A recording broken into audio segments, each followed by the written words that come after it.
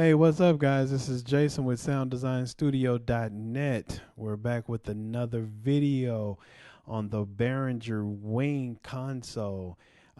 This video is going to be showing you how to do um, a virtual sound check with the Behringer Wing console.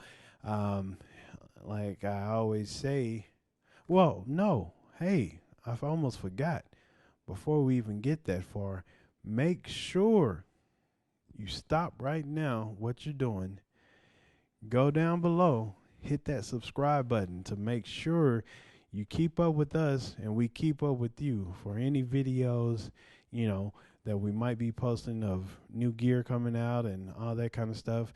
We want to make sure that we get it out to you and keep ideas coming between everybody. So make sure you do that, and we're gonna keep videos coming as often as possible.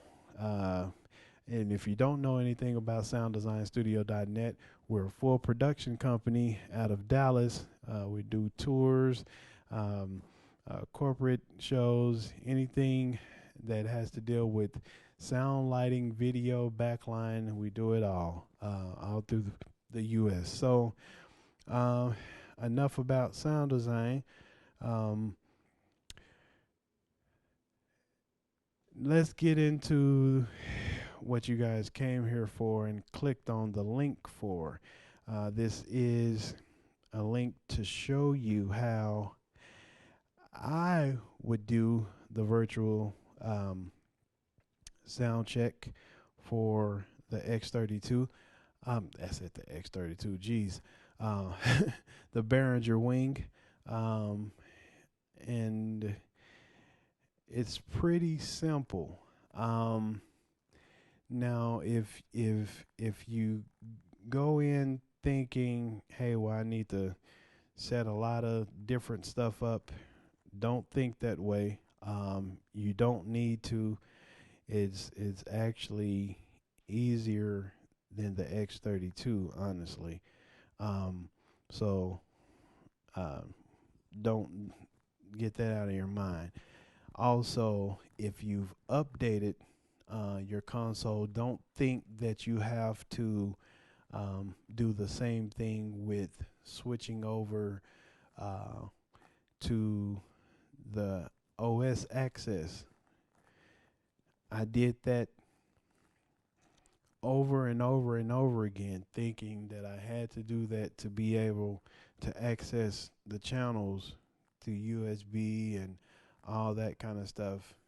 You don't have to do that because because actually it'll make it to where you can't access the channels, because it's basically syncing it up to where it's linking on as a hard drive, and you won't be able to see it as a basically a interface.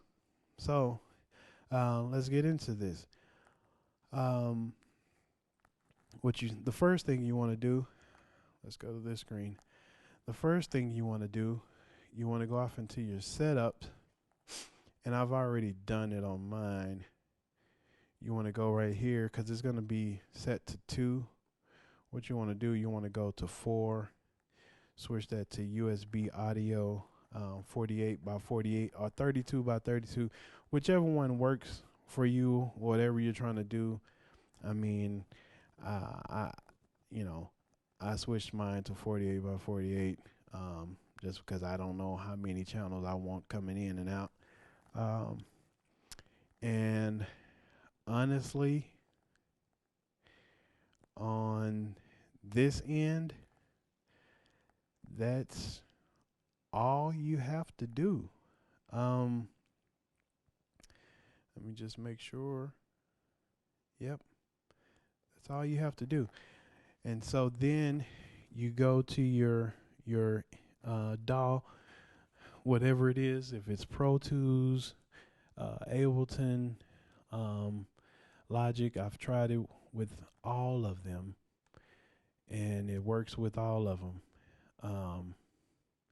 You're going to go to, and it's going to say in GC USB 48 in, 48 out. And you bring that up.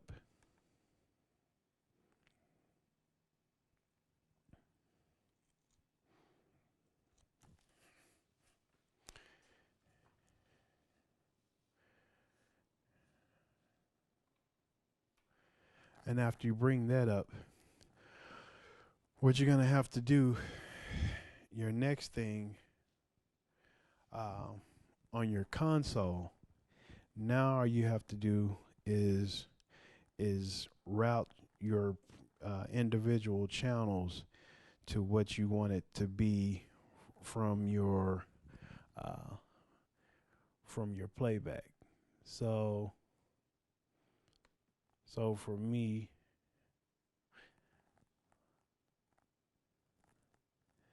let's get this coming back to it.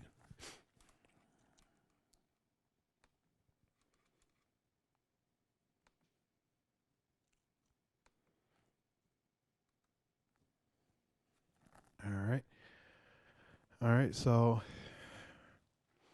let's pull this back over to the screen. So for me, channel one, I want that to be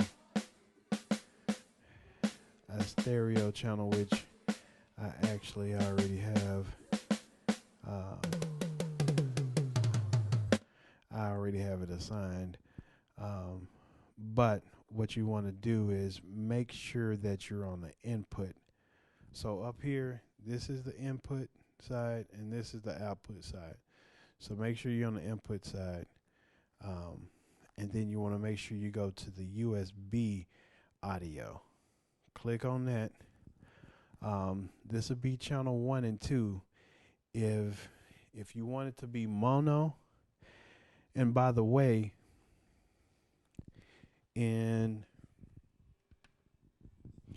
down here on your buttons, on your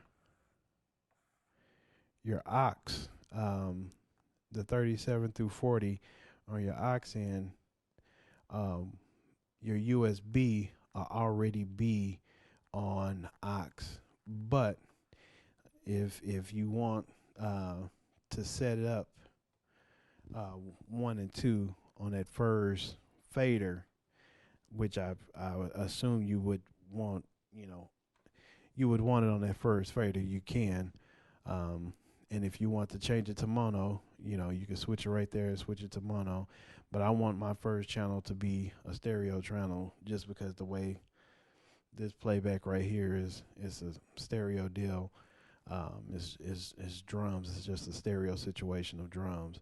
So I already have that set as stereo. Right there. That's 1 and 2. It's set as stereo right next to each other. So now I have that.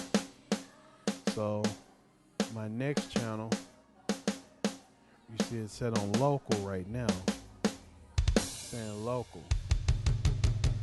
So now what I want to do is I want to switch that to USB 3. So now that channel should actually be USB 3. Let me make sure.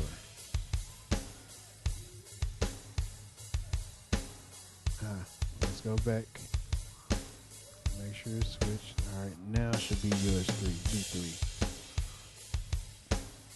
3. All right. So let's switch this one. And let's go to this section right here.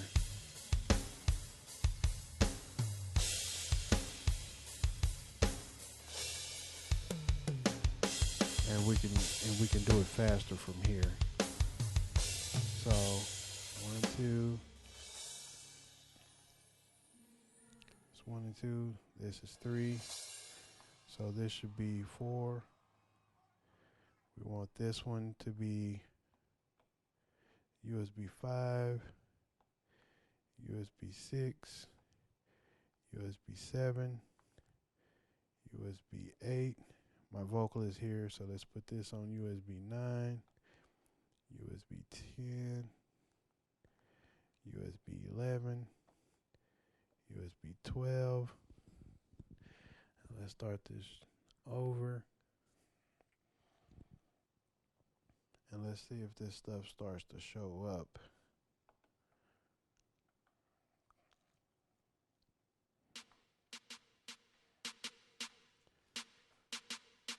So now,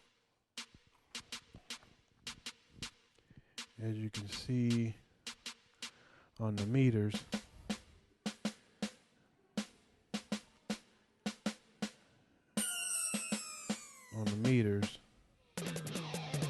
the stuff is starting to show up.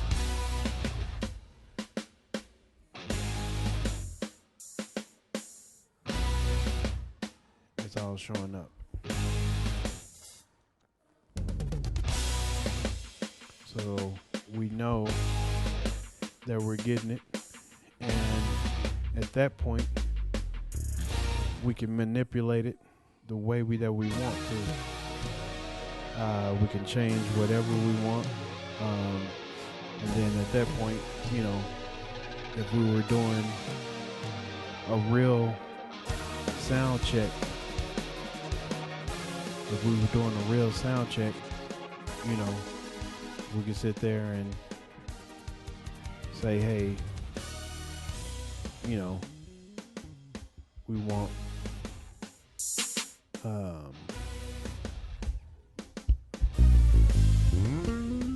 the bass more,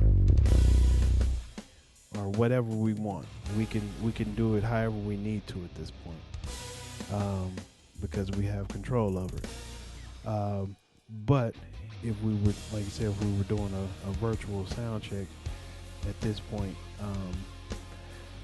we could kind of set it, because if these were our musicians and they play with the same gear and the same instruments every night, and this is a recording from them playing, then we would have a decent kind of feel of what they're going to sound like, and especially if the drums are spread it out and all that different kind of stuff, and the same gear. Now we're able to EQ and go in and say, hey,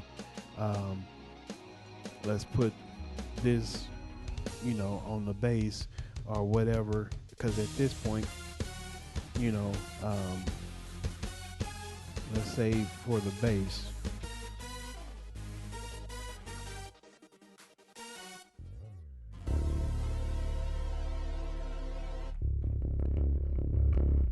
so with the bass,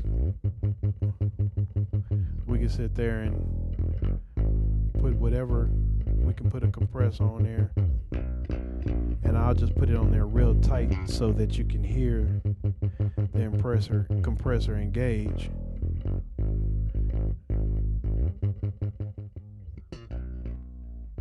You know, so we can do whatever at that point.